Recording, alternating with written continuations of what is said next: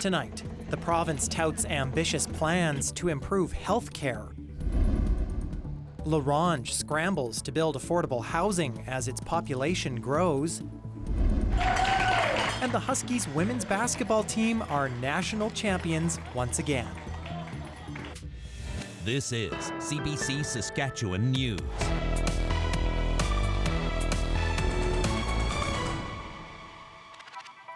It is Monday, March 9th, and the CBC Saskatchewan News starts right now. I'm Ethan Williams. Thank you for joining us. The provincial government has announced a new plan for health care in Saskatchewan, a plan it is billing as the future of health care in the province. But the opposition is not convinced the plan is a solid one. Alexander Kwan has our top story. It was a surprise Monday announcement with big implications for health care in Saskatchewan. The government's new Patients First healthcare plan, drawn from the feedback of frontline workers and patients across the province, has the goal of connecting more people to primary care. When it comes to a timely surgery and a timely diagnostic, is to have a timely referral from your primary healthcare provider, which is why we committed to attach each and every resident in this province to a primary healthcare provider. Mo says the province now has new healthcare targets, including the completion of 450,000 surgeries over the course of 4 years, and 2 targets by 2028, a 3-month wait time for surgeries, and patients being able to receive diagnostics within 60 days of referral. But the largest part of the plan involves nurse practitioners. And that's why, as part of this plan, we are taking an all-in approach on the role of nurse practitioners in this province as a central part of improving that access to primary care. The province says it will add 26 more seats to train nurse practitioners across the province and a nearly $80,000 incentive for registered nurses to become nurse practitioners. It's also expanding virtual care and exploring options for other healthcare workers. There's a number of professionals that we're looking to expand scope with: dietitians, optometrists, potentially chiropractors, nurses. It comes as the province is continuing to build urgent care centers, but the NDP is already throwing cold water on that plan, saying Regina's urgent care center has a lack of staff and operates on reduced hours, and pointing out that this appears to be a rehashing of a plan announced in 2012 that had the same goal and nearly the same name. What we have is a new cover on an old plan that frankly still has so many people in this province without the care they need, without a primary care provider. As for how much this might cost, that will come in the budget, which is set to be tabled next week. Alexander Kwan, CBC News, Regina. Saskatchewan municipalities are continuing to struggle to pay their bills, even as they hike property taxes to historically high levels.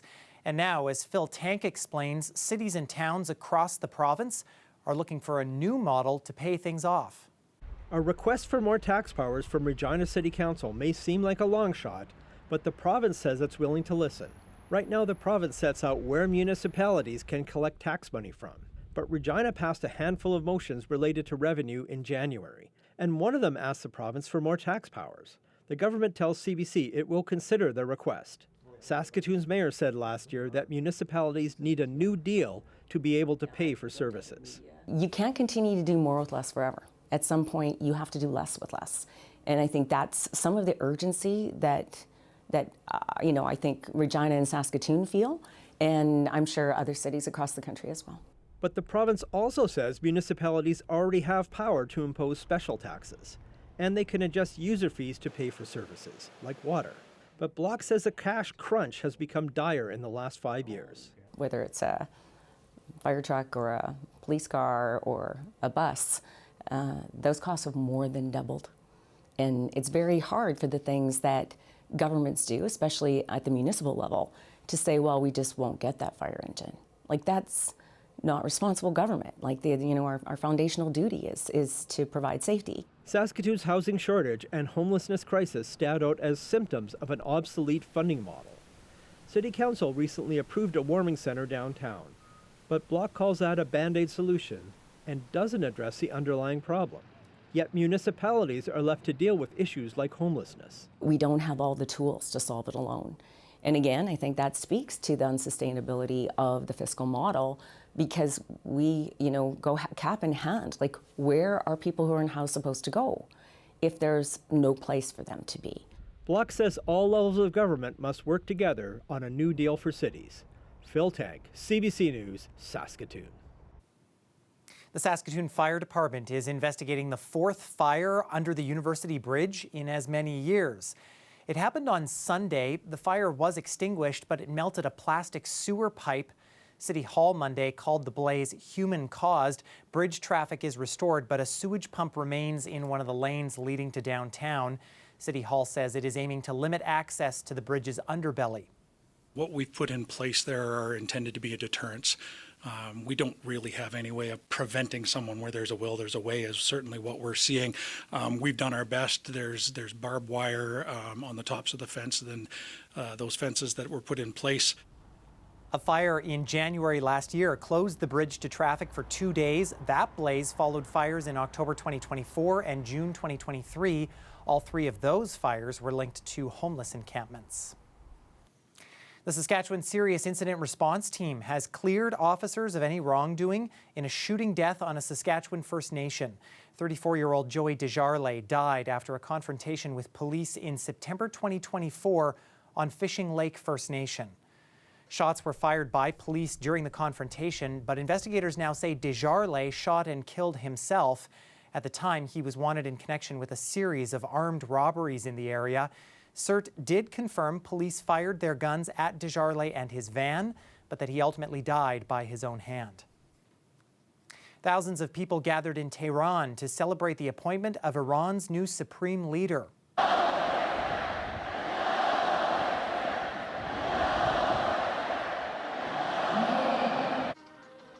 Mujtaba Khamenei will succeed his father, who was killed in the first wave of strikes in Iran.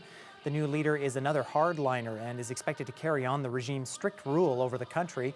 Earlier Monday, a spokesperson for Iran's Foreign Affairs Ministry reiterated a change in leader does not mean a change in policy, and the regime's plan is to fight to the bitter end. At present, all our energy, focus, and capacity are directed toward defending Iran's sovereignty and territorial integrity. Keep in mind that the military aggression is still ongoing, and therefore, under these conditions, there is little room to talk about anything other than defense and delivering a decisive response to the enemy.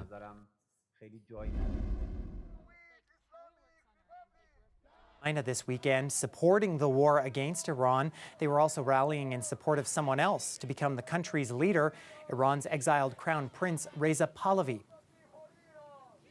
There are some people now saying no to war. They say, no, these people are supporting war against their own country. No, this is an intervention, humanitarian intervention against a brutal regime.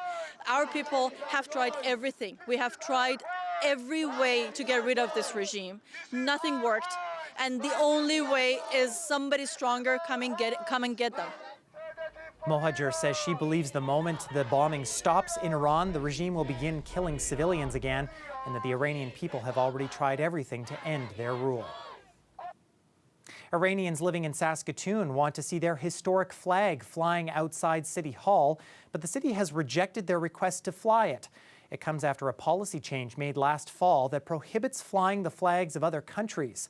Other Canadian cities, though, have flown the flag amid the conflict in Iran, and some see vital symbolism in it. It doesn't make sense to say a flag that has been once used can never be raised. I mean, Iranians have had flags going back thousands of years. None of them can be raised. I mean, I don't see that as reasonable. The flag the group wants to fly is this one, the Lion and Sun flag. It is not currently being used by the Islamic Republic governing Iran. The group wants to fly the flag on March 21st, the start of the Persian New Year. City Council will decide on the matter on Wednesday. A delegation of First Nations chiefs are on their way to London. 7 leaders from Treaty 6 are set to meet with King Charles on Wednesday to formally invite him to the 150th anniversary of the treaty's signing this summer. An event will be held in August at the Fort Carlton Historical Site, southwest of Prince Albert.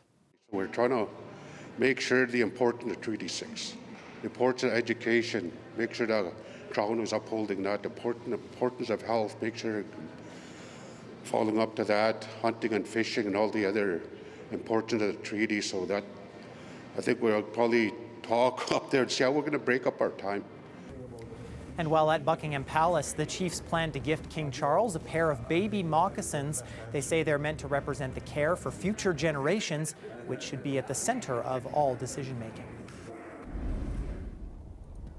Well, after that very windy weekend we had, things calming down a little bit out there and warming up a little bit in some spots. In Saskatoon, not as much ice along the South Saskatchewan River as there was a little bit earlier this season. But we will see if we are in for some warmer weather on the way and perhaps maybe some sunnier weather as well. And of course, yes, hopefully less wind too. Weather specialist Helena Mahalik breaks down all the details in her forecast after the break.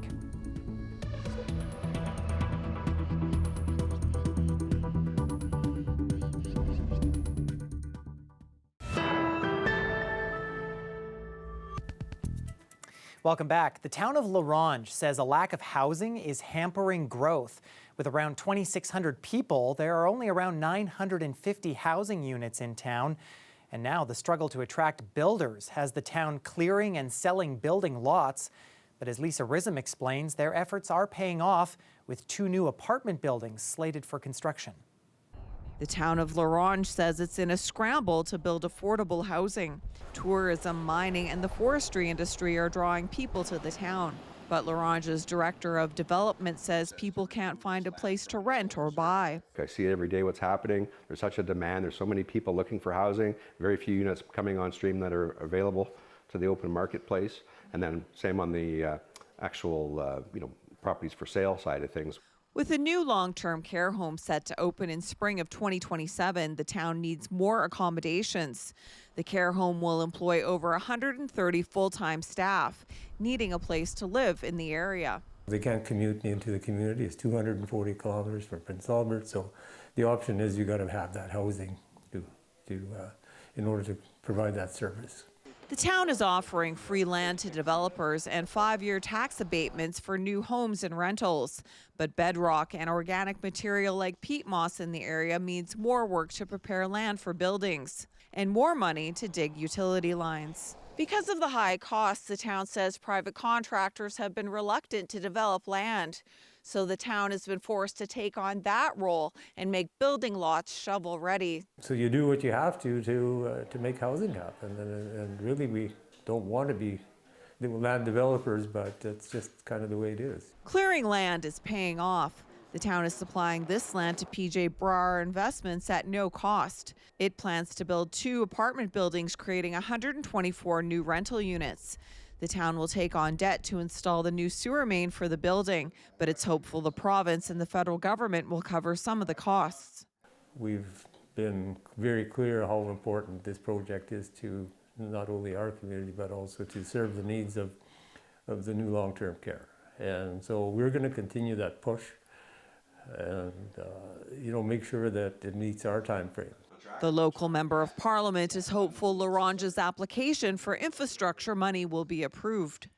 And it's not just in relation to the new level 4 care center that they're building. It's to do with the economy as well, and a lot of activity in northern Saskatchewan. Town Council has also approved a 36-unit apartment building, a 4-plex, and a 17-unit townhouse. And it's clearing and selling building lots for houses in hopes of enticing builders. Lisa Rism, CBC News, Ronge.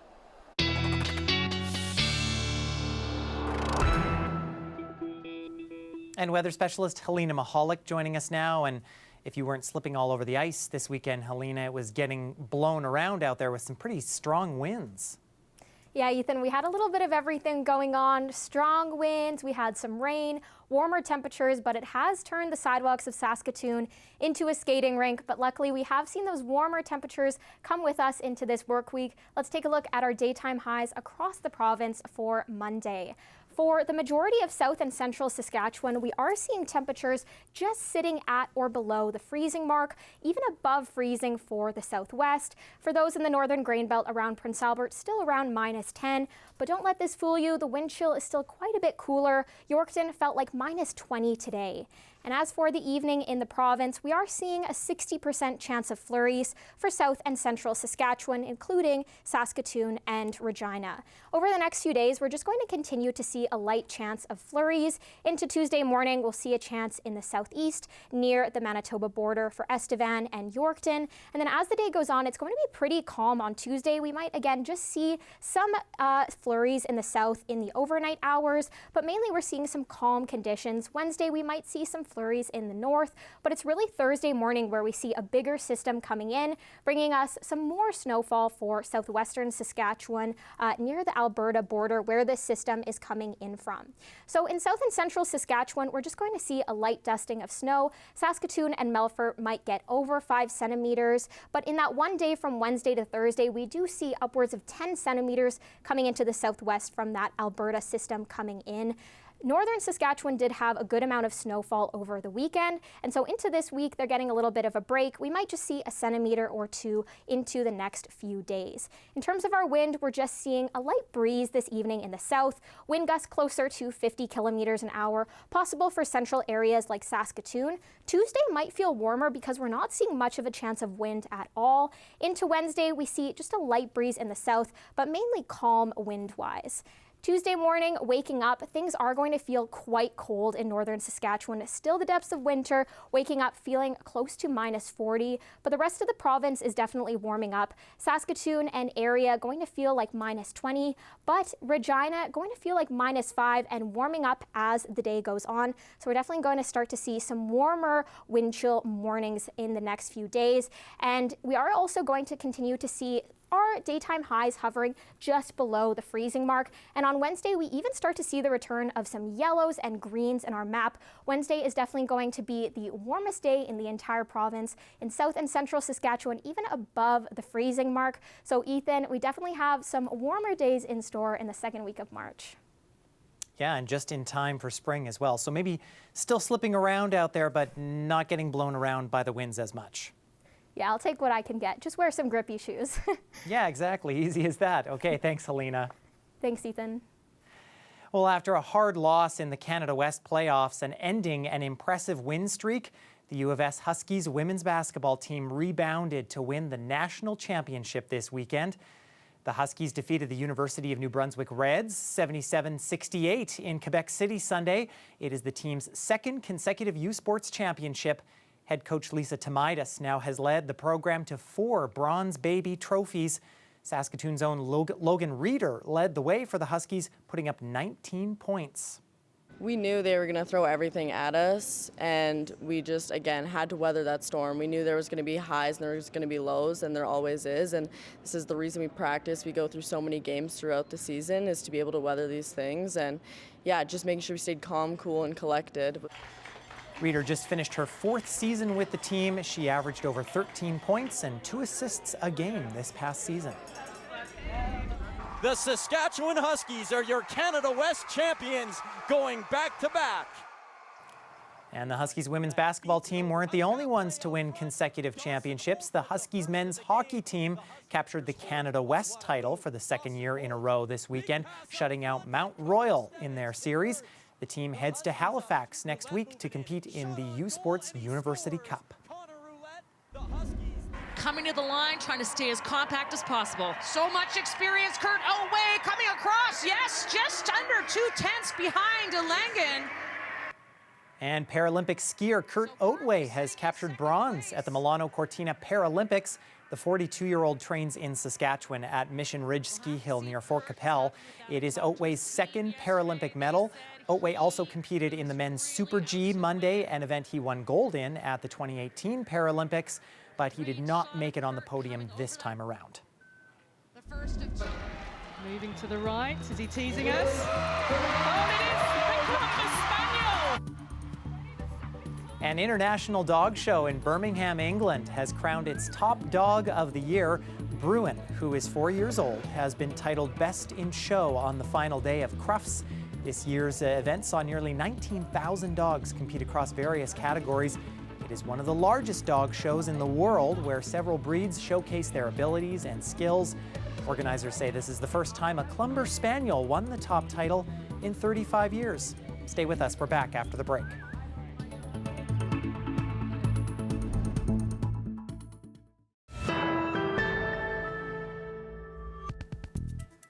People in this province who are going to the gas pumps are facing some big price jumps. Oil prices spiked to near $120 U.S. a barrel Monday as the U.S. Israel war on Iran entered its 10th day. This is what prices looked like in Regina Monday. Gas Buddy says the threat of missile and drone attacks has all but stopped tankers from traveling through the Strait of Hormuz, and attacks on oil and gas facilities have exacerbated supply concerns. The global conflict has a trickle-down effect, including on one woman who commutes an hour into Regina for work each day. I actually drove around a couple times to see if there was any places cheaper because I would like to buy food later today, but I guess I need fuel instead. When you put that card in the card reader and then you start to fill up, what's going through your mind as that's happening? I'm hoping that it stops because I see the price going up quicker than I can fill my vehicle. And I do have a newer vehicle, but it still costs way too much to fill it now. And don't expect prices to go down anytime soon. In fact, Gas Buddy says gas prices are expected to increase this week.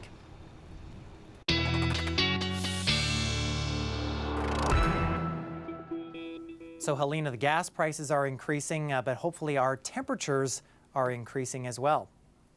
Yeah, Ethan, temperatures are going to be increasing over the next few days, especially for the south. Let's take a look at the forecast for the city of Regina.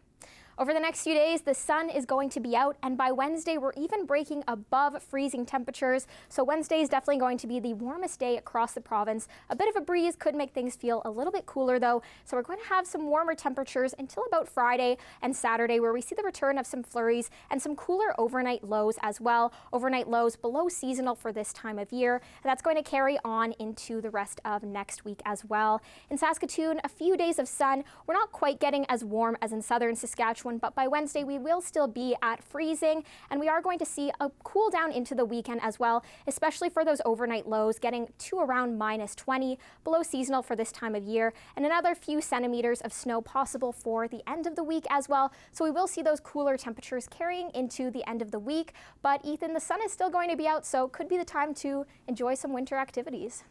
Yeah, some good news in that forecast for sure. Okay, thanks, Helena. Thanks, Ethan. And that is our news for this Monday. For more news anytime, you can head to cbc.ca/Sask or subscribe to our CBC Saskatchewan YouTube channel. Of course, you can also download the CBC News app on your smartphone or tablet. Thanks so much for watching.